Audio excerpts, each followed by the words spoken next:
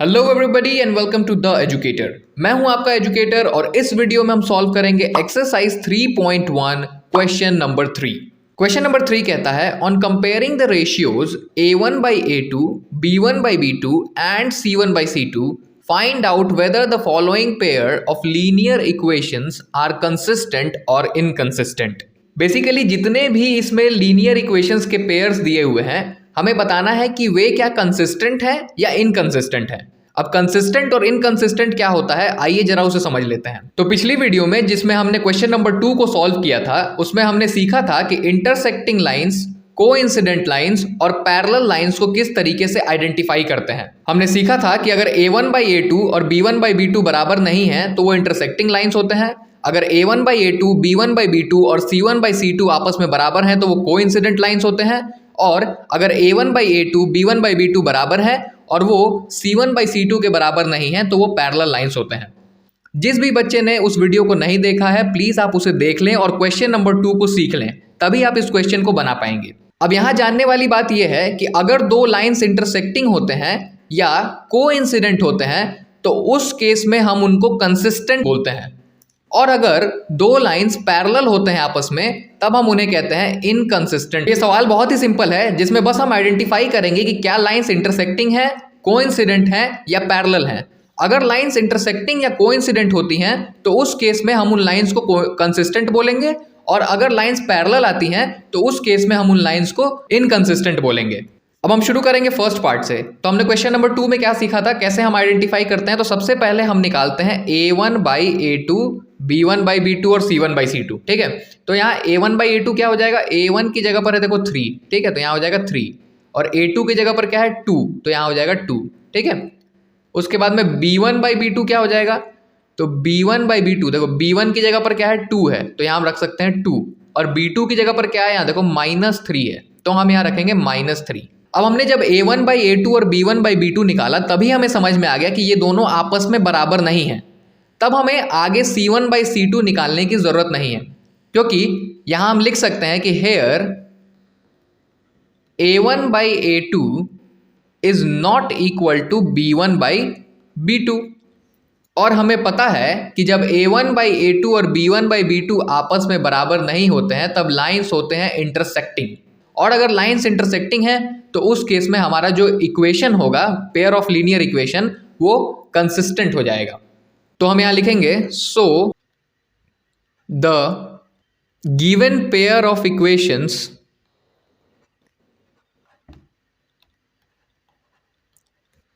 Are consistent.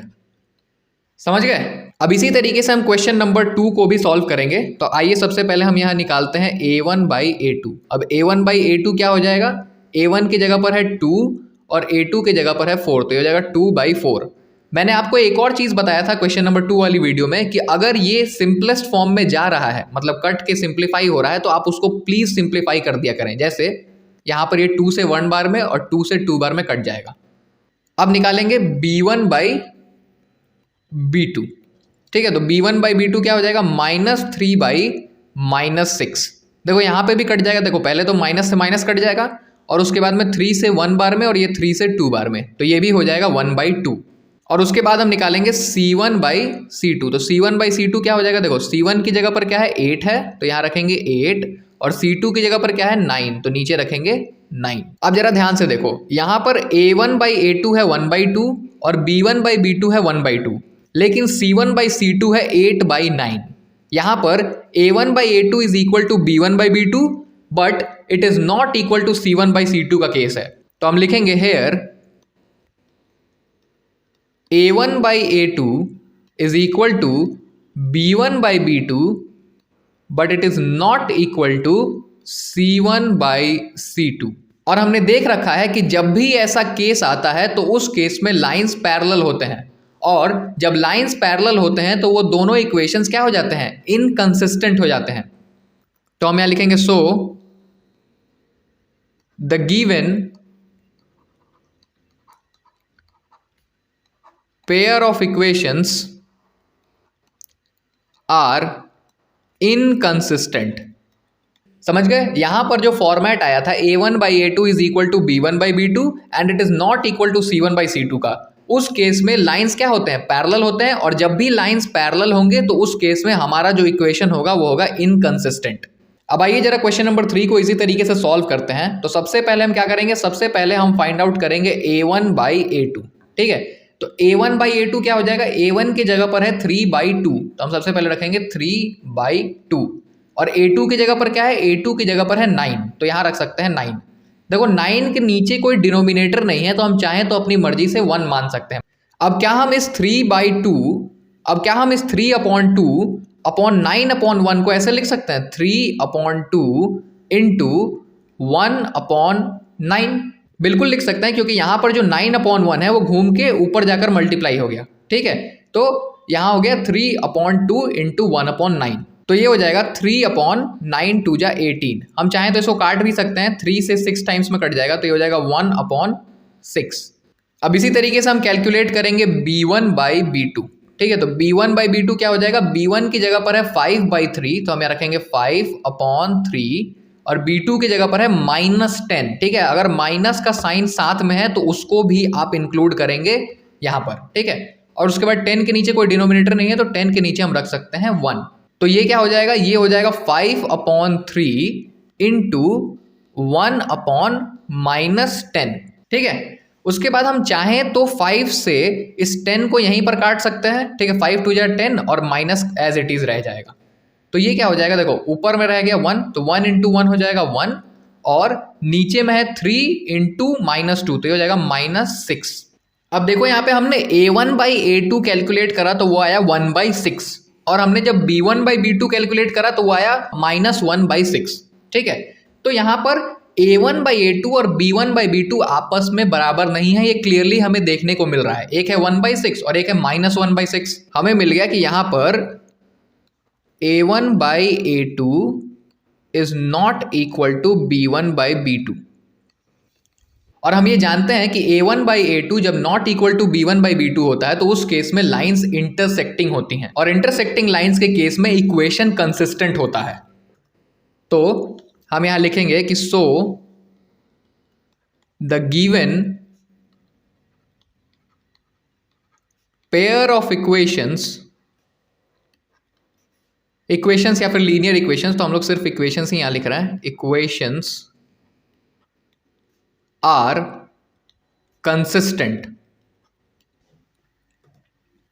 तो अब हम आ चुके हैं क्वेश्चन नंबर 4 पे। मैं उम्मीद करता हूं कि अभी तक आपका कॉन्सेप्ट जो है वो क्लियर हो चुका होगा। तो आइए अब क्वेश्चन नंबर 4 सॉल्व करते हैं। तो सॉल्व करने के लिए हम सबसे पहले क्या निकालेंगे, a1/a2। a1/a2 क्या हो जाएगा, a1 की जगह पर है 5, तो यहां रखेंगे 5, और a2 की जगह पर क्या है, a2 की जगह पर है -10, तो यहां रख देंगे -10। अब अगर ये सिंप्लीफाई होता है तो हम उसको लगे हाथ सिंप्लीफाई भी कर देते हैं, तो ये 5 से 1 बार में कट जाएगा, और ये 5 से -2 बार में कट जाएगा। तो हमने a1/a2 निकाल दिया। अब हम निकालेंगे b1/b2। तो b1/b2 क्या हो जाएगा, b1/b2 हो जाएगा, b1 की जगह पर है -3, तो -3, और b2 क्या हो जाएगा, b2 की जगह पर है 6, तो ये भी कट जाएगा, और कट के क्या हो जाएगा, देखो 3 से -1 बार में, और ये 3 से 2 बार में कट जाएगा। तो a1/a2 की वैल्यू भी हो गई -1/2, और b1/b2 की भी वैल्यू हो गई -1/2। अब हम निकालेंगे c1/c2। तो जब c1/c2 निकालेंगे तो क्या हो जाएगा, c1 की जगह पर है 11, और c2 की जगह पर है -22, तो नीचे रखेंगे -22, और ये भी कट जाएगा यहाँ पे, तो ये हो जाएगा 11 1 जा 11, और 11 से काटेंगे तो हो जाएगा -2। माइनस ऊपर हो या नीचे हो, आप इसको -1/2 बोल सकते हो। Here a1/a2 is equal to b1/b2 is equal to c1/c2। तो इस केस में a1/a2, b1/b2 और c1/c2 तीनों आपस में बराबर हो गए हैं, और हम ये जानते हैं कि जब a1/a2, b1/b2 और c1/c2 बराबर होते हैं उस केस में लाइंस कोइंसिडेंट होते हैं, और जब लाइंस कोइंसिडेंट हो या इंटरसेक्टिंग हो तो उस केस में इक्वेशन कंसिस्टेंट होता है। तो हम यहां लिख सकते हैं कि so the given pair of equations are consistent. बहुत ही इजी सवाल है। अब चलते हैं फिफ्थ पार्ट की तरफ। फिफ्थ पार्ट में हमें दे रखा है 4/3x + 2y = 8 और 2x + 3y = 12। तो सबसे पहले हम निकाल लेते हैं a1/a2। a1/a2 क्या हो जाएगा, a1 की जगह पर है 4/3, तो यहाँ रखेंगे 4/3 और यहाँ पर है 2, ठीक है, तो नीचे रखेंगे 2 और अगर डिनोमिनेटर में कुछ नहीं है तो हम रख सकते हैं 1। और इसको हम कैसे लिख सकते हैं, इसको हम लिख सकते हैं 4/3 × 1/2। देखो यहाँ डिवाइड में है, मल्टीप्लाई में जब जाएगा तो ये रेसिप्रोकेट होके ऊपर मल्टीप्लाई हो जाएगा, ठीक है, तो 4/3 × 1/2। अब हम चाहें तो इस 2 से इस 4 को 2 टाइम्स में कट कर सकते हैं, ठीक है, तो क्या बच जाएगा, देखो ऊपर हो गया 2 × 1 तो 2 और नीचे हो गया 3 × यहाँ बचा 1, तो 3 × 1 = 3। अब हम निकालेंगे b1/b2। तो b1 की जगह पर क्या है, b1 की जगह पर है 2, तो यहाँ रखेंगे 2 और b2 की जगह पर क्या है, b2 की जगह पर है 3, तो हम यहाँ रखेंगे 3। तो b1/b2 हमें यहाँ मिल गया 2/3। अब जरा c1/c2 को भी कैलकुलेट कर लेते हैं। तो c1 की जगह पर क्या है, c1 की जगह पर है 8, तो यहाँ हम रख लेंगे 8 और c2 की जगह पर क्या है, c2 की जगह पर है 12, तो नीचे रख देंगे c2 की जगह पर 12।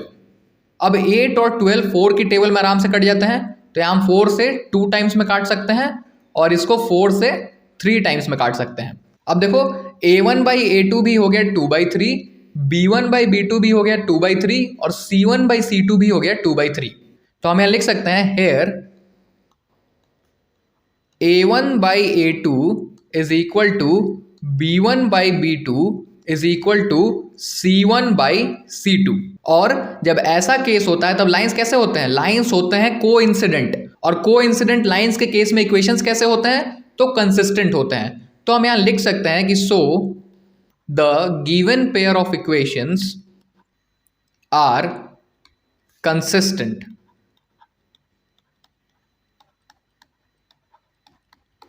मैं उम्मीद करता हूं कि ये कॉन्सेप्ट आपको समझ में आया होगा। मैंने इन कॉन्सेप्ट्स के लिए एक सेपरेट कॉन्सेप्ट वीडियो बनाया है, आप प्लीज़ आप उसको जाकर देख लें ताकि आपको सभी चीज़ों की क्लियरिटी मिले।